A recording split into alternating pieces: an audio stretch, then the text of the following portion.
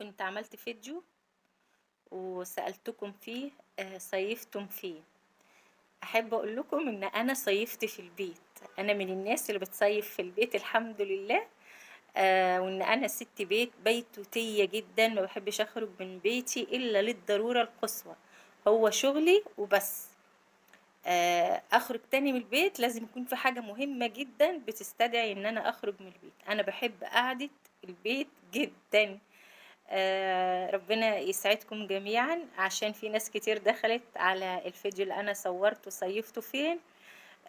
في ناس كتير سألتني وانت صيفت فين. انا صيفت في البيت يا جماعة، وحياة ربنا صيفت في البيت، ومعظم سنين حياتي انا بصيف في البيت. تمام. نادر جدا لما بنطلع مصيف. سلام.